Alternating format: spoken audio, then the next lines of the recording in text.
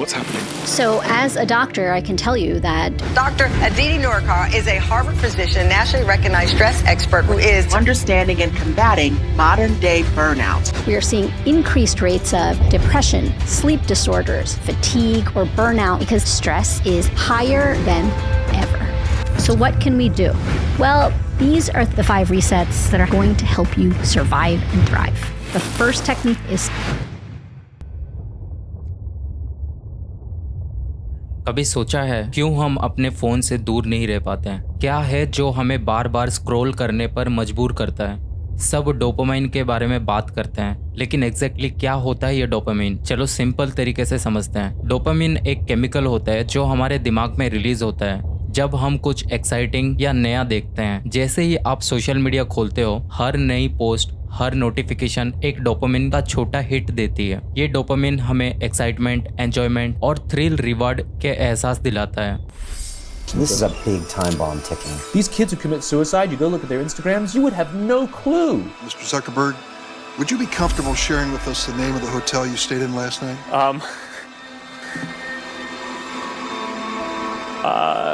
No.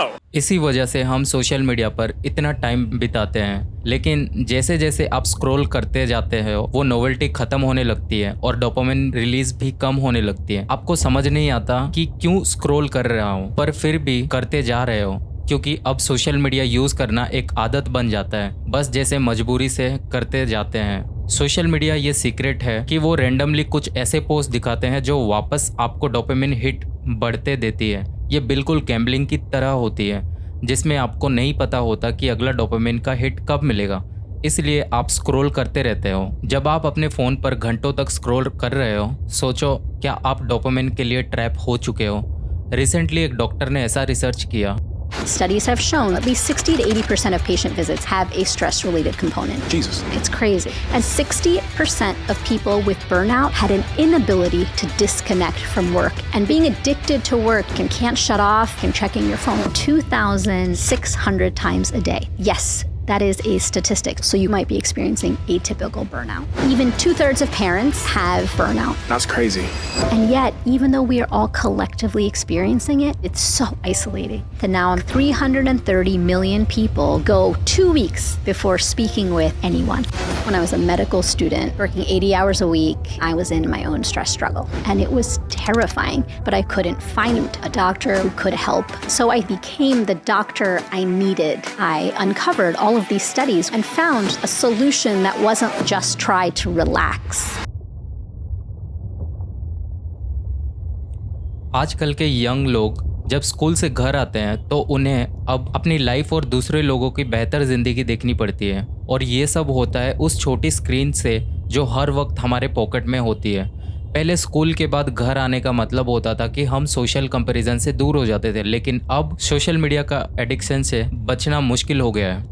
अब हर जगह, चाहे टॉयलेट हो, शावर या खाना खाते हुए, सोशल मीडिया हर वक्त हमारे साथ है। ये वक्त जो पहले सेल्फ केयर का होता था अब सोशल मीडिया से भरा हुआ है। They've injected the virus and now we walk around searching for feedback using social media. We know that engagement with social media and our cell phones releases a chemical called dopamine. Dopamine is the exact same chemical that makes us feel good when we smoke, when we drink, and when we gamble. In other words, it's highly, highly addictive. You have an entire generation that has access to an addictive, numbing chemical called dopamine through social media and cell phones as they're going through the high stress. They don't have the coping mechanisms to deal with stress. So when significant stress starts to show up in their lives, they're not turning to a person, they're turning to social media. Social media हमें क्या कर रहा है? इसका mental health पर क्या असर है? क्या आपको याद है जब लाइफ में सोशल मीडिया नहीं था, पहले सब रियल लाइफ मौजूद रहते थे, कोई नोटिफिकेशन नहीं था, बस जिंदगी थी। ये तब बदलाव हुआ जब सबके पास स्मार्टफोन आ गया। आपको शायद ये याद होगा, राइट? बट आप गलत हो। अब मैं आपको साबित करूंगा। 2016 के बाद से लेकर 2024 तक ये एडिक्शन और भी ज्यादा गहरा हो गया है, और इसका मेंटल हेल्थ पर क्या असर पड़ रहा है। 2000 की शुरुआत, पहली बार जब इंडिया में लोग इंटरनेट के एडिक्ट होने लगे तब ब्रॉडबैंड सर्विस शुरू हुई थी, लेकिन सिर्फ अर्बन एरियाज तक अवेलेबल था। सब कुछ डेस्कटॉप पर होता था। रियल चेंजेस तब आया जब मोबाइल इंटरनेट एक्सेसिबल होने लगा, 3G लॉन्च हुआ और मोबाइल पर इंटरनेट यूज करने के लिए सबके लिए पॉसिबल हो गया। 2016 जियो रेवोल्यूशन, जो सबसे बड़ा चेंज लाया वो था 2016 में रिलायंस जियो का लॉन्च। याद है जब सबको फ्री 4G डाटा मिलने लगा था, लोग एक्साइटेड और सडनली हर कोई social media, video streaming platform और घंटों तक बिजी होने लगे। ये वो टाइम था जब इंडिया में मास लेवल पर इंटरनेट एडिक्शन का रियल स्टार्ट हुआ। और अब 2024 तक का सफर। अब 2024 में एडिक्शन का अलग ही लेवल पर पहुंच गया है।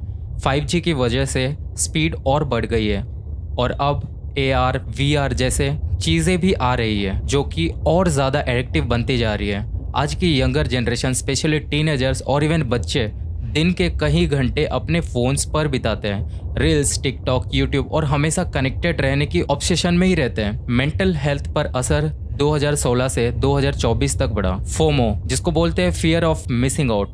FOMO is an acronym. FOMO. It controls our life. FOMO तभी होता है जब तुमने जिंदगी में चंटू बंटू की जिंदगी को ज्यादा अहमियत दे दी है तुम्हारी जिंदगी। अगर मैं पूरे दिन बैठा हूँ और मैं बस बैठा हूँ तो चंटू बंटू की जिंदगी मुझे लगेगा यार मेरे को चंटू बंटू की जिंदगी जीनी चाहिए। लेकिन डिप्रेशन जैसे प्रॉब्लम्स तक सिर्फ शुरुआत में थी, लेकिन 2024 में सिचुएशन काफ़ी बदल गई है। अब रिसर्च के और डाटा क्लियर दिखाती है कि excessive internet use, specially social media, depression और लो एस्टीम्स का मेजर केस बन चुका है। इंस्टाग्राम जैसे ऐप्स अनरियलिस्टिक बॉडी स्टैंडर्ड्स को प्रमोट कर रहा है और डूम स्क्रॉलिंग जैसा हैबिट्स लोगों को कॉन्स्टेंटली स्ट्रेस और मेंटली टायर्ड बना रहा है। अगर आप भी अपने स्क्रीन टाइम से परेशान हो और मेंटल हेल्थ को ठीक रखना चाहते हो तो एक सॉल्यूशन है डिजिटल डिटॉक्स। मतलब कुछ दिनों के लिए अपने सोशल मीडिया अकाउंट्स को क्विट करो। स्टडीज़ ने प्रूव किया है कि एक हफ्ते के लिए आप सोशल मीडिया जैसे प्लेटफॉर्म, फेसबुक, इंस्टाग्राम छोड़ने से स्ट्रेस 55% तक कम हो जाता है। यही चीज़ अगर आप अपने डेली रूटीन में इम्प्लीमेंट करते हो तो मेंटल हेल्थ के बारे बहुत सारे इश्यूज से दूर रह सकते हो। 2016 में जो एक्साइटमेंट और क्यूरियोसिटी था वो 2024 तक एक सीरियस एडिक्शन बन चुका है। अगर हम अपनी मेंटल हेल्थ का ख्याल रखना चाहते हैं तो सोशल मीडिया यूज़ को थोड़ा कंट्रोल करना बहुत ज़रूरी है। मैं एक टेक्निक भी शेयर करूंगा जो मेंटल हेल्थ इंप्रूव करने में मदद करेगा। एक लाइफस्टाइल है जो मेंटेन कर सकते हो आपकी मेंटल हेल्थ और प्रोडक्टिविटी को बढ़ाते हुए और डिस्ट्रैक्शन को भी कम कर सकते हो। पिछले कुछ सालों में मेंटल हेल्थ इश्यूज बढ़ते जा रहे हैं और ये सोशल मीडिया का ज़्यादातर इस्तेमाल के साथ अलाइन करता रहा है। लेकिन क्या सोशल मीडिया वाकई में लोगों की मेंटल हेल्थ को बिगाड़ रहा है? ये सिर्फ लोगों को अपने मेंटल हेल्थ प्रॉब्लम्स के बारे में ज़्यादा बात कर रहे हैं। आज लोग मेंटल हेल्थ को समझ रहे हैं और ओपनली बात कर रहे हैं। लेकिन ये भी सच है कि सोशल मीडिया पर ज़्यादा इस्तेमाल करने से आपको पुअर स्लीप, लो स्टीम और पुअर बॉडी इमेज के साथ लिंक्ड कर रहा है। स्पेशली गर्ल्स जो सोशल मीडिया ज़्यादा यूज़ कर रहे हैं उन्हें डिप्रेशन बढ़ने का ज़्यादा चांसेस रहता है। हम अपने स्ट्रेस को कम करने के लिए क्या कर सकते हैं? स्टडी में जब लोगों ने एक हफ्ते तक के लिए सोशल मीडिया क्विट किया तो उन्होंने बहुत सारी चीज़ें रिसर्च किया और दूसरे में जब स्टूडेंट्स ने अपना सोशल मीडिया को 10 मिनट्स पर डे से कम किया तो उन्होंने अपने लोनलीनेस और डिप्रेशन में काफ़ी कम देखने मिला। आपको ये सोचना चाहिए क्या आप अपनी मेंटल हेल्थ को सोशल मीडिया से ज़्यादा वैल्यू देते हैं? अगर नहीं तो सोशल मीडिया यूज़ को कंट्रोल करने के लिए स्टेप्स लेना शुरू करना पड़ेगा। सोशल मीडिया के नेगेटिव इफेक्ट्स को रिवर्स करना मुश्किल नहीं है। सिर्फ एक हफ्ते के लिए क्विट करो और आपको फ़र्क दिखने लगेगा।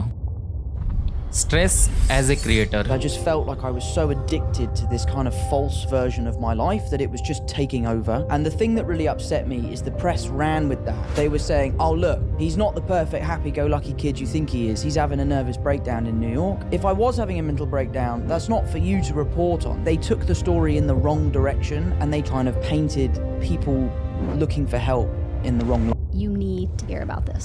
72% of people are struggling with stress. 70% have at least one feature of burnout, and we are seeing a rise in mental health problems like we've never seen before.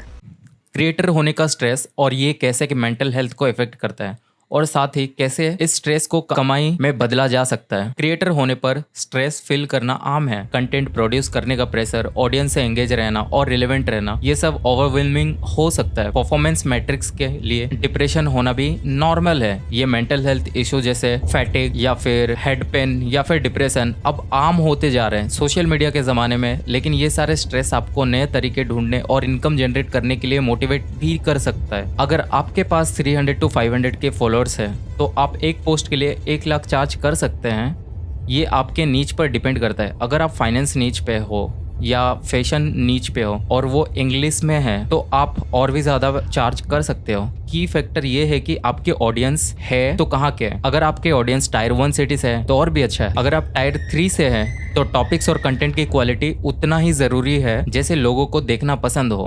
Brand deals और affiliate marketing. Brand deals काफ़ी lucrative होते हैं। Brand influencers ढूंढते हैं product को promote कराने के लिए और अगर आप ठीक से नेगोशिएट करें तो आप अच्छे डील्स ले सकते हैं। एफिलिएट मार्केटिंग जैसे असली में पैसा है। लोगों ने इसमें काफ़ी ज़्यादा पैसा कमा लिया है। मान लो मैंने वेलनेस प्रोडक्ट को प्रमोट किया। मैं इन प्रोडक्ट का ऑनर नहीं हूँ लेकिन अपने ऑडियंस की ज़रूरत को पूरा करने के लिए इन्हें प्रमोट करूंगा। हर सेल पे मुझे कुछ परसेंटेज मिलता है। ये एफिलिएट मार्केटिंग का बिजनेस मॉडल है, काफ़ी अच्छा है। फॉरेन मार्केट्स में ये $1 मिलियन इंडस्ट्री बन चुका है। लोग इसे मिलियनर बन रहे हैं। एफिलिएट मार्केटिंग में आपको प्रोडक्ट डिलीवरी के साथ हेडेक नहीं होता। आपको फोकस करना पड़ेगा सिर्फ डिस्ट्रीब्यूशन मार्केट और मार्केटिंग पर ही फोकस करना पड़ता है। As a creator distribution field में हो तो इसका फायदा उठाओ। टॉप नीचेस पे जो भी आप एक्सप्लोर कर सकते हो उनमें आप कर सकते हो, जैसे कि फाइनेंस, ब्यूटीज, फिटनेस और मेकअप। इन सारे ब्रांड्स पे फोकस कर सकते हो जो कि आपको हाई पेमेंट मिलेगा ब्रांड प्रमोशन को। तो चाहे आप एक एस्पायरिंग क्रिएटर हो या एस्टैब्लिश्ड, याद रखो आप ऑनलाइन पैसा कमा सकते हो। बिजनेस क्रिएटर्स भी ये काम कर रहे हैं तो आप भी कर सकते हो, लेकिन मेंटल हेल्थ का भी ध्यान रखना, मत बोलना। अगर आप ओवरवेल्म्ड फील कर रहे हो तो थोड़ा ब्रेक लेना सही है। आप वेलबींग को प्रायोरिटाइज करो। सिर्फ हसल करना ही ज़रूरी नहीं है। मुझे बताओ, नया चीज़ ट्राई करने से मत शर्माओ क्योंकि ब्रांड डील्स और एफिलिएट मार्केटिंग की अपॉर्चुनिटीज एक्सप्लोर करो। आपको पता नहीं आप कितना पैसा कमा सकते हो जब आप अपनी मेंटल हेल्थ को ध्यान रखते हुए ये सब चीज़ करना पॉसिबल है और आप ये चीज़ कर सकते हो। Life beyond the screen. हम जानते हैं कि जब लोग फेसबुक, इंस्टाग्राम या यूट्यूब पर ज़्यादा वक्त बिताते हैं और एज ए कंज्यूमर बन जाते हैं तो कोई भी सोशल मीडिया प्लेटफॉर्म हो, हमें डिप्रेशन से खतरा ज़्यादा बढ़ जाता है। मतलब जो लोग सोशल मीडिया पर कम समय बिताते हैं उनकी मेंटल हेल्थ बेहतर होती है। ये एक सीरियस समस्या है, एक एडिक्शन की तरह। सोचिए, अगर आप किसी मीटिंग पे है और आप अपना फ़ोन टेबल पर रखते हैं तो आपकी बॉडी लैंग्वेज कह रही है आप मेरे लिए इतना इंपॉर्टेंट नहीं है। ये बात दिखता है क्लियरली। फेसबुक और इंस्टाग्राम का AI इतना एक्सपर्ट है, हर फोटो पर फिल्टर लगा के दिखते हैं और वो कितने स्मार्ट, खुश और स्ट्रांग लगते हैं, लेकिन असली जिंदगी में ये जवान अपने दुख को छुपाने की कोशिश कर रहे हैं। अगर आप उनकी इंस्टाग्राम देखोगे तो आप बिल्कुल नहीं पता चलेगा कि वो कितने डिप्रेशन से गुजर रहे हैं। लोग सिर्फ तब फोटोज पोस्ट करते हैं जब वो खुश होते हैं और जब वो फोटोज को एडिट करते हैं तो वो और भी सुंदर दिखते हैं। जैसे एक फोटो में वो मुस्कुराते हैं लेकिन असल में वो कितने खुश नहीं हैं। जब आप दूसरों को इंस्टाग्राम पर देखते हो, वाह ये सब कितने खुश है और मैं कितना सैड हूँ, तो शायद मैं एक फेलियर हूँ। लेकिन सच ये है कि कुछ लोग जो सबसे ज़्यादा खुश रहते हैं और जो दिखते हैं असल में वो सबसे उदास भी होते हैं। सोशल मीडिया असली नहीं है, ये सिर्फ एक इल्यूजन है। आप कभी असली जिंदगी नहीं देख सकते, सिर्फ उन मोमेंट्स को जो ग्लैमरस लगते हैं। तो जब आप इन फोटोज को देखते हैं या इन लोगों के लाइफ को कंपेयर करते हैं तो आपको समझना चाहिए कि ये सिर्फ एक मास्क है, असली जिंदगी नहीं है। 99% जिंदगी ऐसी है जो हम शेयर नहीं करते, वो बोरिंग मोमेंट्स जहां हम सब खुद को अकेला महसूस करते हैं। और जब हम अपने नॉर्मल दिन से ग्लैमरस मोमेंट्स को कंपेयर करते हैं तो ये सिर्फ हमें और ज़्यादा उदास बनाता है। हम अक्सर दूसरों की तरह बनने की कोशिश हमेशा करते हैं और बहुत लोग जानते हैं कि ये डिप्रेशन की तरफ खींचे जा रहे हैं। ये आपके दिमाग में एक ऐसा इंजेक्ट करते हैं जो आपने कभी नहीं सोचे होंगे। हमारी लाइफस्टाइल ज़्यादा ट्रांसपेरेंट हो और हमें ये साफ दिखाई दे रही है। इससे रिश्ता बिगड़ भी सकता है, वक्त और पैसा भी बर्बाद हो सकता है और आपकी ज़िंदगी भी खराब हो सकती है। अगर मैं आपसे एक सवाल करूं, आपने इस हफ्ते किससे बात किए हो, क्या आप उनका नाम बता सकते हैं? नहीं, क्योंकि ये है आज की असली कहानी।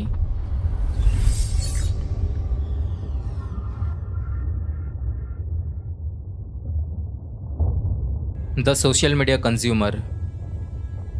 जैसे सोशल मीडिया कंपनीज जैसे Paramount global, Walt Disney, Comcast, Fox corporation, Netflix, Warner Bros Discovery, Disney channel, Sony, ये सब कंपनी वैसे ही सोशल मीडिया प्लेटफॉर्म भी आपको अपनी तरफ खींचकर फ़ायदा उठाती है। जितना ज़्यादा आप एडिक्टेड होते हैं उनके लिए उतना ही बेहतर होता है। और उन्हें ज्यादा पैसा मिलता है। ये लोग जानबूझकर इंसान की फायदा उठा रहे हैं, आपके माइंड को एक्सप्लॉइट करके, जैसे उन्होंने पब्लिकली बताया कि उन्होंने endless scroll effect, dopamine hits और ऐसे ही एल्गोरिदम बनाई है जो आपको लंबे समय तक उनके प्लेटफॉर्म पर रुकने पर मजबूर करती है।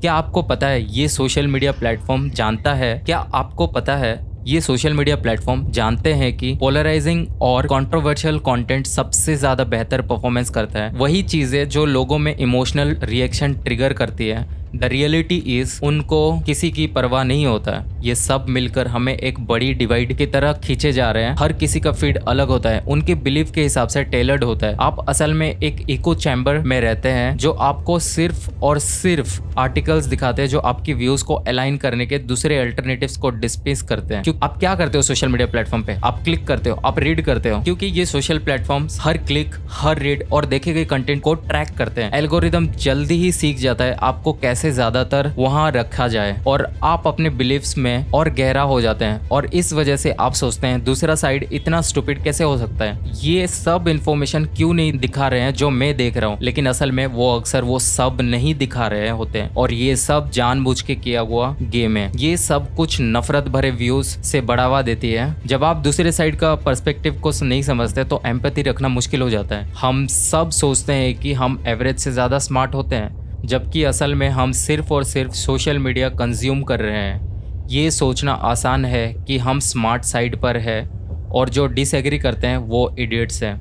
क्या आपने नोटिस किया है आजकल के कुछ स्कॉलर्स कि इतने सारे मीडिया सोर्सेस होने की वजह से हमें सिलेक्टिवली एक्सपोजर मिलता नहीं है और कुछ मीडिया कंपनीज ऐसे कहते हैं हमें कुछ सिलेक्टिवली एक्सपोजर बहुत जल्दी मिल जाता है। हम सिर्फ उन सोर्सेस को फॉलो करते हैं जो उन व्यूज को अलाइन करता है जो हमें सुनना चाहते हैं। ये डिवाइड और भी बढ़ता जा रहा है एक्सट्रीम लेवल पर। सोशल मीडिया के बाउंड्रीज अभी इतने स्ट्रांग होने लगे हैं, हम जैसे टाइम में जी रहे हैं वैसे इन्फॉर्मेशन भी डिस्टिल्ड होते जा रही है। दुनिया इतना कॉम्प्लिकेटेड है कि हम चीज़ें सिर्फ ब्लैक एंड वाइट में सोचने लगते हैं। हम प्रिटेंड करते हैं कि सब कुछ इतना क्लियर है जबकि असल में हर इश्यूज कम्प्लेक्स है। हम ऐसे लोगों को टीयर डाउन करते हैं जो अलग सोच रखते हैं, समझने की कोशिश करते हैं कि वो कहाँ से आ रहे हैं और खुद को भी फेक बना देते हैं। सोशल मीडिया पर अपनी जिंदगी को ऐसे प्रेजेंट करते हैं जैसे हम चाहते हैं कि रियलिटी है। हम अपने सोशल मीडिया को इतना फिल्टर्ड फोटोज और फेक फ्रेंड्स से भर देते हैं जब तक वो प्लेटफॉर्म से दुनिया को कनेक्ट करने का वादा करते हैं हमें ज्यादा डिसकनेक्शन बना देता है। क्या आपने देखा है इन्फ्लुएंसर इस कॉन्सेप्ट का फायदा कैसे उठा रहे हैं प्रॉफिट में? सिर्फ जब आप गहराई से देखते हैं तब इल्यूजन टूटने लगता है। असल में जब आप क्वेश्चन करना शुरू करते हैं क्या सच में रियल है या सब कुछ अनरियल है तो आपको सब समझ में आ जाता है।